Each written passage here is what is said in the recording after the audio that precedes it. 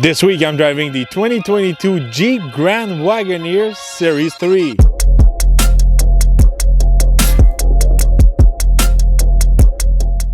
For 2022, the Grand Wagoneer is back. Remember back in the day from 1962 to 1991, the Grand Wagoneer was one of the main models for the Jeep brand. But it was replaced in 92 by the Jeep Grand Cherokee. But now it's back, and it's back in force. And it's going to compete against the Cadillac Escalade and also the Lincoln Navigator. There's also a smaller version, less luxurious version, the Wagoneer. The Wagoneer is going to compete more against the Yukon and the Tahoe or the Ford Expedition. But today we're gonna drive and see all the luxuries and gadgets of this Grand Wagoneer. Under the hood we can find a V8 6.4 liter Hemi, good for 471 horsepower and 455 foot-pounds of torque. This engine is matched to 8-speed transmission. Yes, this is the same engine we can find under the hood of a SRT model. It's a 392. It's a really hot rod kind of engine under the hood of this Grand Wagoneer. And so far, it's the only engine available with the Grand Wagoneer. If you step down to the Wagoneer, you can get the V8 5.7 liter Hemi. But there's a lot of rumors about a new upcoming inline 6 turbo named the Tornado. So it's gonna be a little bit like the EcoBoost engine we can find in the Ford Lincoln products. It's gonna be a little bit easier probably on the fuel economy, but maybe a sacrifice on the performance. This is a big engine, so we're gonna go on the road, see how it does.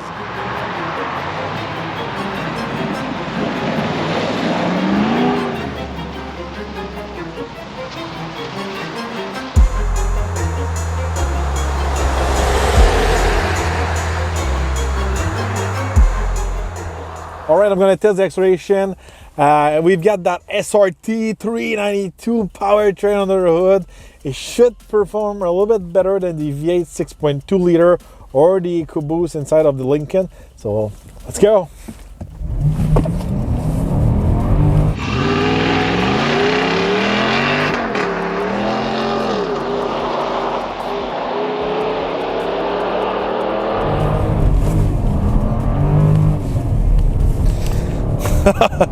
All right, today it's super cold here in Canada.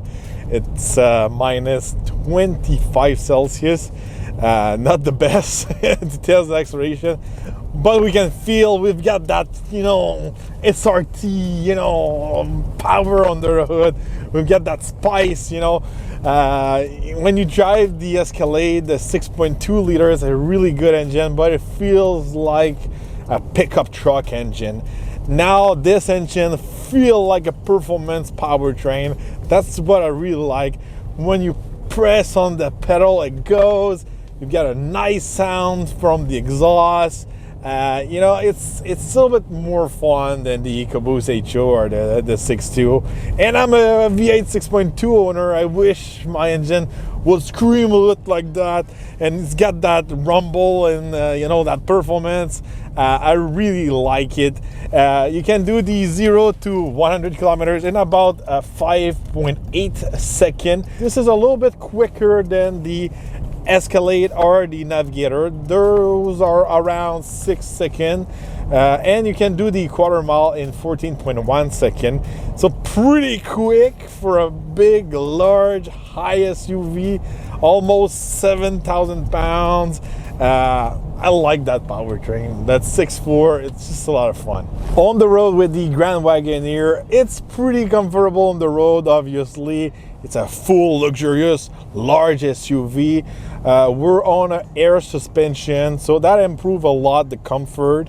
But handling-wise, it's not as sharp as the Cadillac Escalade. The Cadillac Escalade's got a mix of air suspension with the Magna Ride, so that's a big plus for the Cadillac products. Handling-wise, obviously, we're pretty high off the ground. I feel like we're higher off the ground than the Cadillac or the Navigator. We're still having an independent suspension in the back, but when we're pushing this big Grand Wagoneer down the curve, it's kind of like, you know, bouncy, and we're on hair, you know, it's not as sharp as the Escalade. And so if you're a little bit more picky for the handling, you like that German engineering like you'll find maybe in a BMW X7 or the Mercedes products, this one is really, you know, we feel like we're on the cloud, and you know, it moves a lot on the road. If we take a look at the exterior design, this Grand Wagoneer obviously looks like a Jeep, and from my point of view, it's a little bit too similar to the new Grand Cherokee L or even the Wagoneer. The big difference between a Wagoneer and a Grand Wagoneer is going to be the grille. The grille is going to have the Grand Wagoneer lettering on it, and the Wagoneer is going to be on the hood. But overall, if we take a look at the Grand Wagoneer, it looks way better in person than on photos or videos. Up close, the grille, the details, the lights, the fog lights, and also all those little touches all around this Grand Wagoneer, like the tow hooks, they're chrome.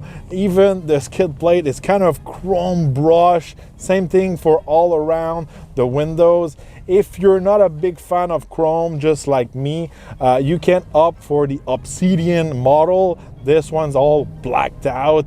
You know, I like my blacked out big SUVs, just like my own Yukon. I haven't seen the Obsidian in person yet, but if you know me, I like my black on black SUVs. So probably I prefer the Obsidian model. But otherwise, you know, there's no exhaust tips in the back like you'll find maybe on the Yukon Denali and all that. But still great sound from that big V8.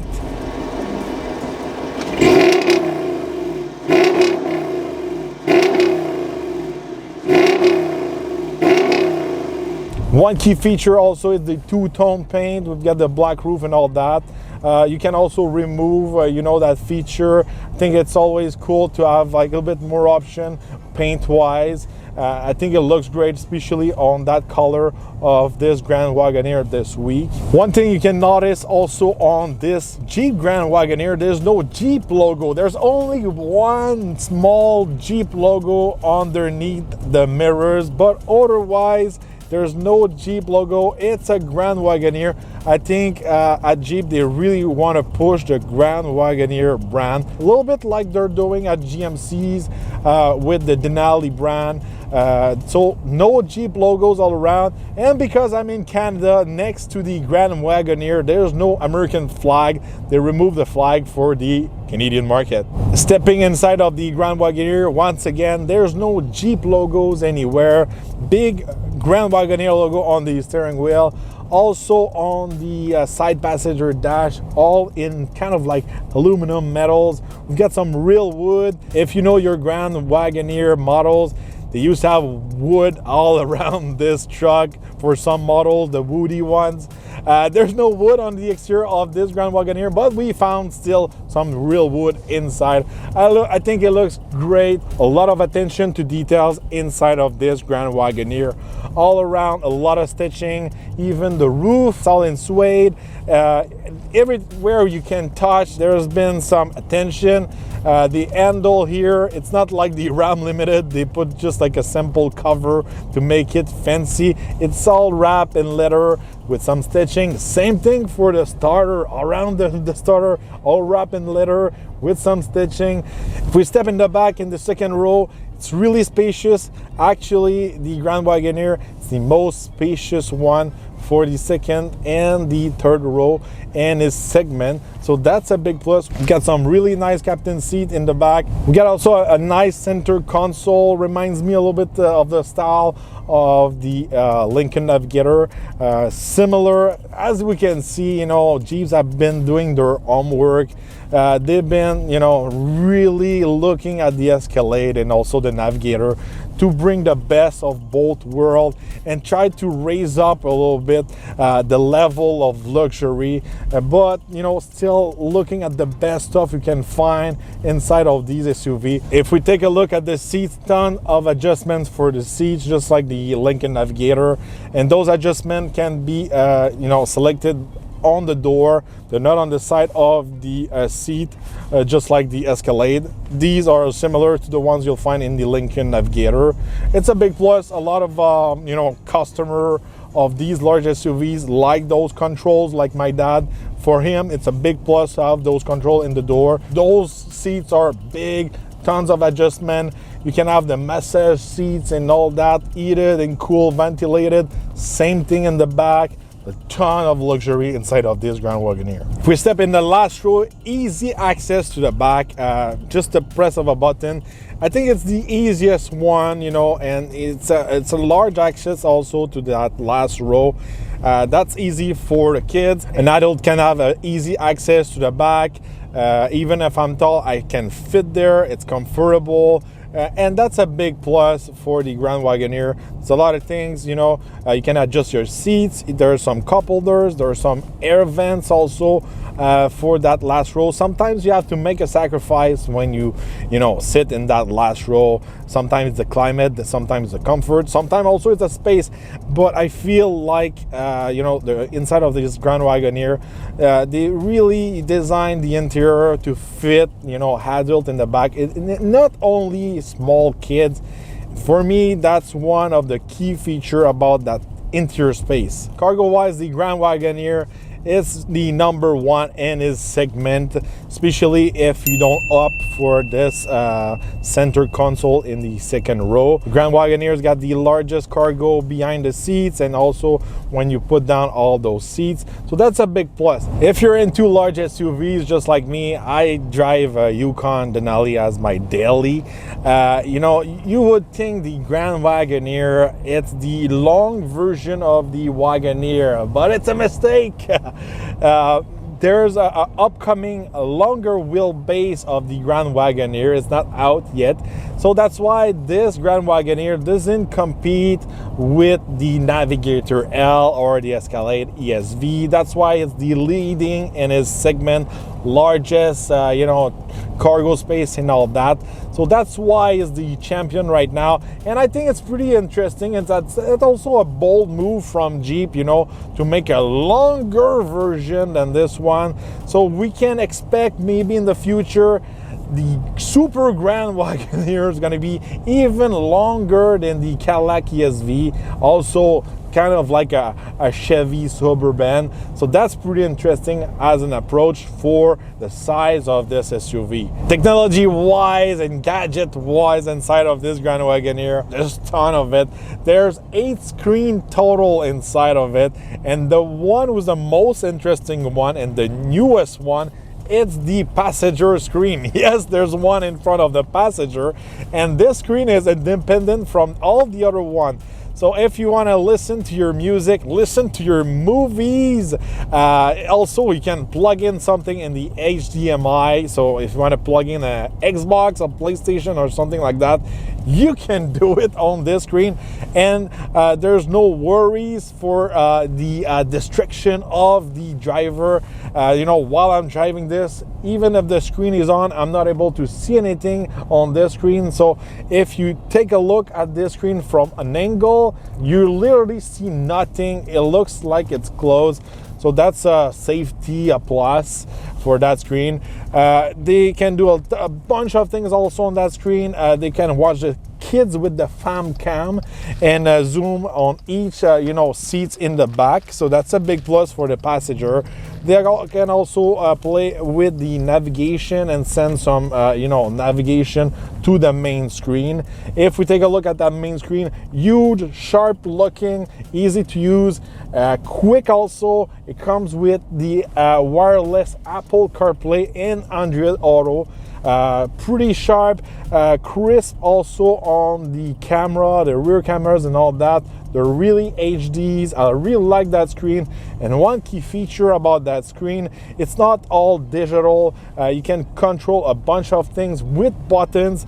There's the heated and cool and ventilated buttons, also heated steering wheels you can control.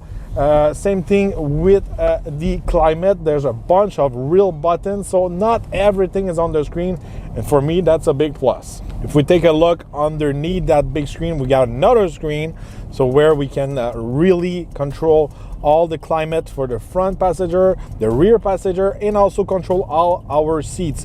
So a bunch of controls to adjust our seats, the lumbar, the bolster, and all that. And we can control also the massage feature of these seats. That's pretty cool. But what's really, really cool about that screen, it can retract away, and behind that screen we can find a place to recharge our phone wirelessly, and some USB port and all that.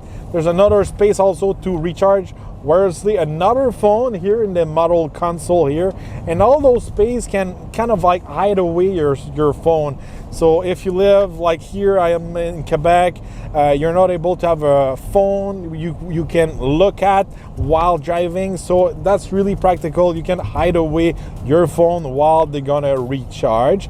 Also underneath this center console here, when we open it, we can find a small cooler, a small fridge, so you can keep your water bottle cool. If we step in the back, we've got another screen in the center console to control your heated, cool, and ventilated seat in the second row, and also your climate. And on top of that, we've got two other screens. These are entertainment screen, and these are really well made. They have built-in apps like Netflix, Disney Plus, and all that. There's also a remote, easy to use for the kids. That's one of the weak points for the Lincoln Navigator. It's kind of old school for those rear screen. You have to plug in a USB and load some movies or music on it. If you connect your Grand Wagoneer, it's super easy to watch movies in the back, or even again connect with the HDMI, an Xbox, a PlayStation, and you can also mirror your phone on that screen. So for the kids, for a long road trip, the wife is happy on the passenger seat, the kids are happy in the back, and the driver can still listen to their music or podcast or whatever you want to listen to. Everyone inside of this Grand Wagoneer is gonna be happy during a long road trip. All right, now let's talk about towing capacities. This Grand Wagoneer is now the leading in its segment. You can tow up to 9,860 pounds. It's crushing all the other ones on the market. Obviously, you've got a big 6.4 liter under the hood. That helps a lot. Speaking of off-road capacities now, this Grand Wagoneer is still a Jeep, even if we don't find a ton of Jeep logos all around. It's pretty capable. You've got an adjustable suspension, so you can raise the suspension. You can gain up to 10 inches of clearance. That's pretty cool. And overall it seems like the ride is a bit higher than both the Escalade and the Navigator. So off-road wise, I think this Grand Wagoneer should be a little bit superior than the competitor. Obviously, you've got a bunch of modes. You've got rock, sand, and mud. You've got snow, auto, and sport. So you can switch those modes. It's gonna help a lot, especially now here in Canada with the snow. I've been using the snow mode a lot this week. It works pretty well. Also, you got a four-wheel drive low mode with a limited slip differential in the back. So if you're stuck in the mud, raise that suspension, activate your four-wheel drive low, and you should be good, to get out of that situation. Fuel economy wise, this week I was averaging a good 16 liters per 100 kilometers. Yes, this big 392 is thirsty. These numbers are far from the ones you can get with the EcoBoost or the V8 6.2 you'll find in the Escalade. I think on the Cadillac and Lincoln side, you've got a good mix of performance and fuel economy, especially for the EcoBoost engine. Now we've got some nice sound, big block, but still it's not really good on the fuel economy side. That's one of the biggest weak point of the Grand Wagoneer. And on top of that, there's no optional engine. You want that big, cool SRT engine, you have to pay the price, and the price is paid at the gas station. Speaking of another price you have to pay, it's the actual price of the Grand Wagoneer. A base Grand Wagoneer will start around $101,495 in Canada. A Series 3 model will start $121,495 Canadian, and the model I'm driving this week, it's good for $132,000, around that. Yes, the Grand Wagoneer is pretty expensive, and also it's more expensive than the competition. I think you get a little bit more, you know, you got more capacities, more towing, more off-road, more power, more screen. There's a ton of options. Obviously, the cost comes with all these options. Is it worth it? From my point of view, technology-wise, the experience of driving and all that, yes. Design-wise, for my point of view, it looks too much like a Grand Cherokee L. You know, it's not everyone who knows the reputation of back in the days, the Grand Wagoneer. Especially here in Canada, the Grand Wagoneer doesn't have the, you know, luxury reputation the Grand Wagoneers got in the US. I think if you show you know, all those SUVs to a 16 years old who have no clues of what is a Grand Wagoneer back in the days, you know, a 16 years old can tell easily a Cadillac Escalade, it's an Escalade, or a Navigator. Those are, you know, well known on the market. I think the Grand Wagoneer brand needs, you know, to work a little more on the younger crowd and make its place as a luxury big SUV. From my point of view, for the normal eye of the average Joe, it still looks just like a normal Jeep. Overall, I really like this Grand Wagoneer this week. I think Jeep did their homework, and I really like that powertrain under the hood. I think that's one of the weak point of the Cadillac Escalade. There's nothing special under the hood, especially if you compare the GMC Yukon with the Escalade. Same powertrain, even the optional powertrains, same thing, diesel and the 6.2. No, you don't have any special engine or more power under the hood of the Escalade. I think that's one of the mistakes at Cadillac. And at Jeep, they did the right thing by using this powertrain. Even if it's really thirsty on fuel, I think it's a little bit more fun to drive, to having that hoof, that power, that sound and all that. I know there's some rumors of Cadillac working on a new Cadillac Escalade V version. The V version will probably get a V8 supercharged under the hood that will easily compete with the Grand Wagoneer. And on the Lincoln side, I'm pretty sure at Lincoln they're working on a new generation of Navigator, and not only a refresh version. That's what we got pretty much in 2021 for the Lincoln one. I think probably in 2 years or maybe next year we're gonna get the new generation of the Navigator. And once again, the Navigator will raise the bar just like Lincoln did about 4 or 5 years ago with that actual generation of Navigator. So let me know in the comments, what do you think about this Grand Wagoneer? Is it at the same level as the Escalade and the Navigator? I would like to see your opinion in the comments. Don't forget to subscribe, like, and share my videos.